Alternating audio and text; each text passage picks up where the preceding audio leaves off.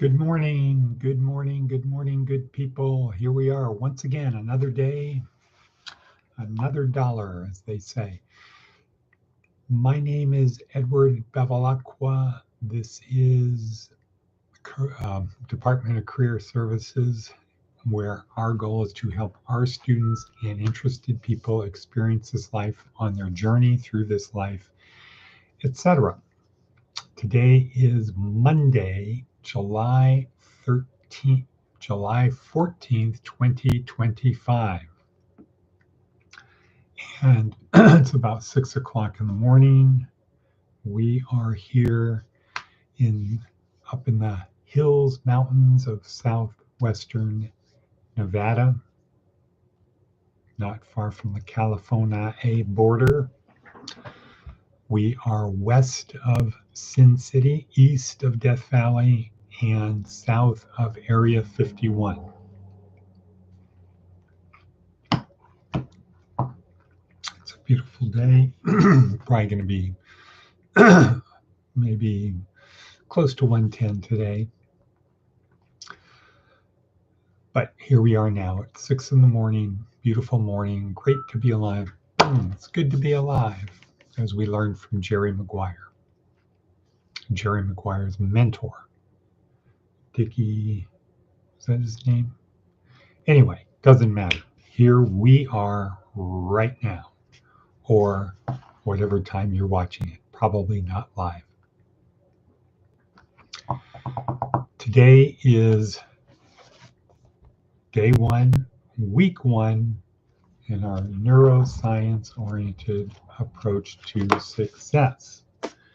So once more into the breach, or once more unto the breach, or we'll close the wall with our English dead. Yes, Shakespeare, Henry V. Right you are. And that's kind of our theme. We're starting the 4-week program over. We'll talk more about that a little bit later. Talk about the Superman metaphors. And let's see, advice from an 80-year-old. Let's get started with that. Advice from an 80-year-old: become someone's hero. Oh, good segue into the Superman metaphors. This coffee drink is great, especially with the protein powder put in there. But the protein powder sometimes agitates my throat. Okay, advice from an 80-year-old: become someone's hero. Right, sacrifice for their benefit, make their life better. You saved them. Okay, good. Cool. What else we got? All right, Darren Hardy. I didn't listen to it, unfortunately. A hidden and surprising secret to business success. I've got to listen to that. Listen to that this morning. So we've got a busy day.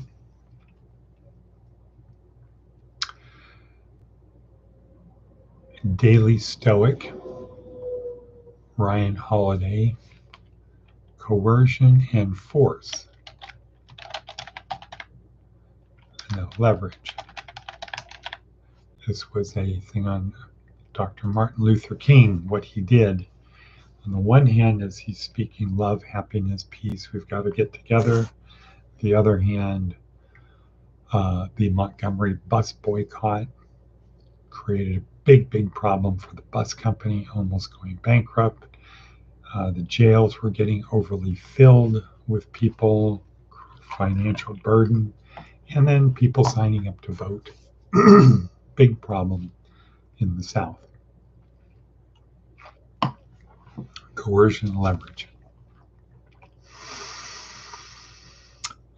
Jordan Peterson, dangerous men. What is it? What a dangerous man is. He gives a quick little litmus test.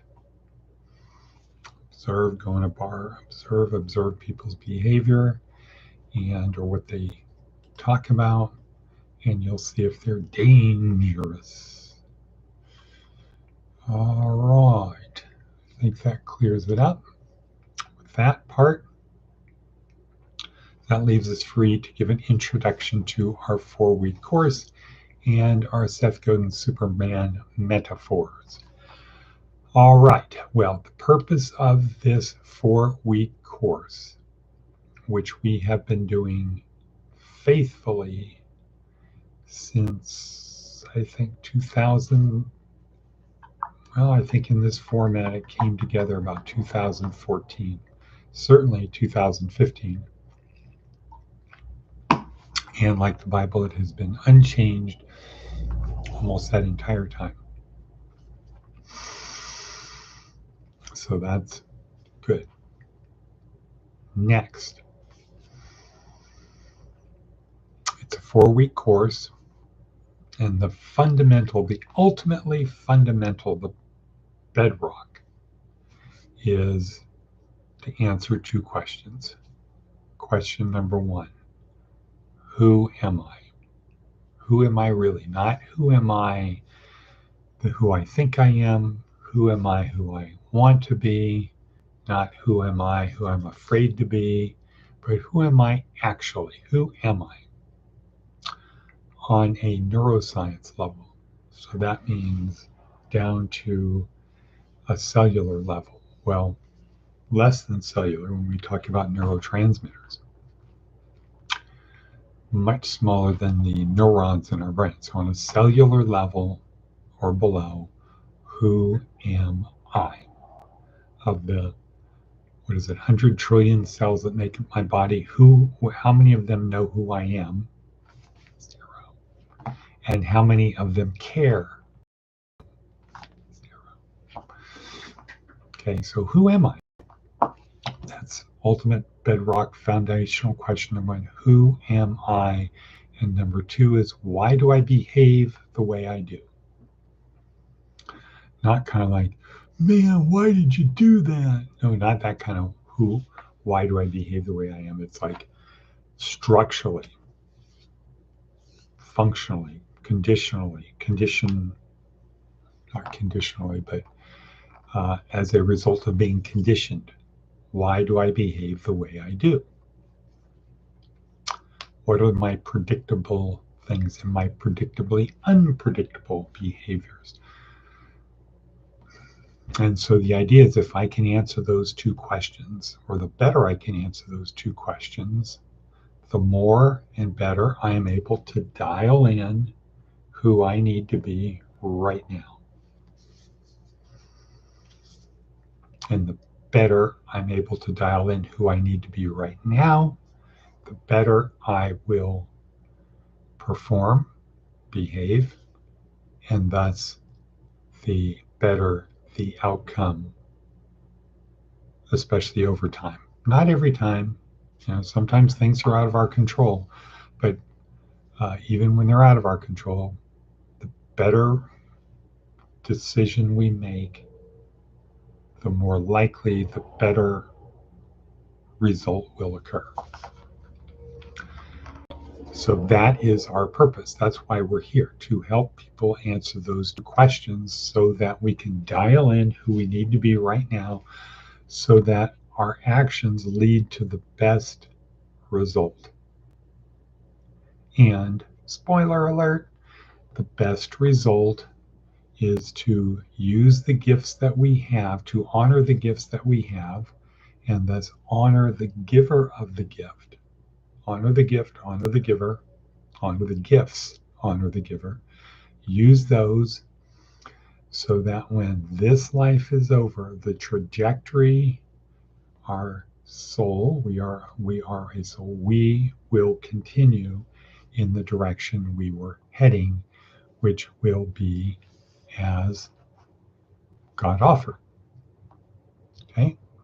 So fundamentally, now taking the spiritual thing out here, we were given certain gifts related to life. We were given a body, given a brain, and given emotions. Those are the gifts, amongst others, but from God. The gifts from God: life with a body, so life, number 1, but to make it even better, we have a body. We're not just a plant or a rock or, a dog. We are a human. So we have a body that's fantastic, a brain that's the most complicated thing in the universe other than the universe, and emotions that are extremely powerful. And we have the opportunity to use those in a way where we have the gift from God, and then God makes an offer. Hey, here's this gift. It is a free gift, unearned, no bargain. I have no plan for it. This is a gift for you, and an offer. The offer is, if you honor the gift and you honor me, then you can have everlasting life with me. But that's your choice. You can choose to do whatever you want. You have free will. It's your gifts. You can do whatever you want. If you want to have a fantastic lifetime of 100 years, it's your gift. It's your bicycle. You can do with it whatever you want. You can take care of it. You can give it away. You can ruin it. You can neglect it. It's your gift, period. And now you have free will. If you use the gift, if you honor the gift and you honor the gift giver, honor God, then you have the opportunity to come back with me when we're done. Otherwise, you can go somewhere else. It's up to you. It's your choice. And I'm laying it out. I'm telling you what it is. You're not going to get to sample it at this point. It's just like, we don't get the benefits of having a bicycle until we use the bicycle. Okay? All of the trips, the sites, the this, the that, the getting in better shape. You don't get that from the bicycle until you use the bicycle. You don't get that from life until you live. All right. Anyway, digressing. So that is the fundamental purpose of our program, is to help answer those two fundamental questions. We have it broken down into 4 weeks. Week 1, intro and orientation. Week 2, how does my brain work? So we focus on inside my skull-sized kingdom, my brain, how it works to help us get things done. Week 3 is, how do I get other people to help me? Because I can't do it alone. I need other people to help. And number 4, now that I know what my plan is, I know what I understand how this works. I know who I am, and I have an idea of who I am and why I behave the way I do. I understand how to program myself, how to self-motivate, and I now have people that want to help me. Week 4 is, how do I properly execute? The game is afoot. How do I not screw the pooch? How do I have the best possible experience of this life that I can? Knowing there's going to be ups and downs, different opportunities, knowing there's uncertainty, most things are out of my control. Knowing all of that, how do I navigate through that in the most effective way? So that's it. That's our 4 weeks. And we have the weeks broken down. So there's 4 areas that we cover: physical, mental, emotional, spiritual. So the 3 gifts that we're given along with life: physical, body; mental, brain; emotional, emotions. So we have it further broken down into those areas, and then further broken down that during the week, Monday through Friday, we focus on physical, mental, and emotional, and weekends we focus on the spiritual, because at the end of the day, honoring the gift and honoring the giver, our soul, when it goes to the next, when it transcends after this body is done, we want to continue on and accept the invitation of the creator, of the gift giver. So, who basically said, if you honor the gift and you honor the giver, then I will welcome you back in, or I will welcome you in to have everlasting life with me. That's it. Okay, let's go to Seth Godin. Superman metaphors. Sooner or later, we are all superheroes. Superman wears a costume, as we all do. He isn't great at time management, always focused on the urgency at hand instead of investing in long-term planning. He rarely works to change the foundational system he's part of. Right, he's putting out fires. Supervillains exist in opposition to him and his work. Without him, they have no purpose. In other words, their goal is to defeat Superman. He has a closely guarded secret identity he doesn't want the world to see. Reputation, trust, and good work are at the heart of his brand. He misses home. In fact, his uniform is made from his baby blanket. When technology evolves, he gains new powers. That's an interesting one, right? In the official narrative, the Bechdel test is rarely passed. We can tell better stories than that. I don't know what that is. I have to look that up. His best exploits involve thoughtful strategy. The punching is boring. Okay, so strategy. When it counts, he shows up with bravery. His most important relationships are based on mutual trust. His most important relationships are based on mutual trust. It turns out that bending steel with his bare hands is a distraction from the real point. Okay, so it's not about bending steel. It's about truth, honor, justice in the American way. All righty then. So I think that's it for today. Day 1, week 1. Oh, we'll talk a little bit about Dr. Daniel Amen. The first talk week 1, day 1. This is about the brain. What we have learned, what science, what humanity has learned from the brain scans that he's done. Number 1, the brain is the consistency of soft butter, and it is easily damaged inside of this cranium.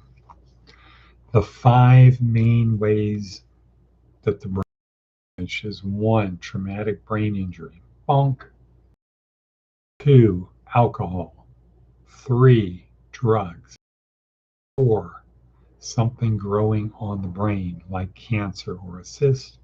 And 5, a disease like Alzheimer's or Hodgkin's or whatever, Parkinson's disease. So our brain is easily damaged. And though the brain can be repaired through what Dr. Amen calls a smart brain program. So, turns out this is our brain smart program. This is a brain smart program. So Dr. Amen says, okay, is your brain damaged? It can be repaired to an extent through a brain smart program. This is a brain smart program. This is a program that's designed to help us learn to use our brain in such a way that we can perform better than we did in the past. So this is a brain smart program. That's the fundamental reason we watch it. There's a lot of other interesting things that Dr. Amen talks about. But our fundamental goal is, who am I? Why do I behave the way I do? And it turns out our brain is, the answer lies in our brain. Okay? And so we're going to take it down to a neuroscience level. Dr. Amen's taking it down to a physical level, that if your brain is physically damaged through traumatic brain injury, through alcohol, drugs, disease, or something growing on your brain, if it's damaged because of that, it can be, to an extent, repaired, but through a brain smart program. This is a brain smart program. With that, we're going to say, and cut.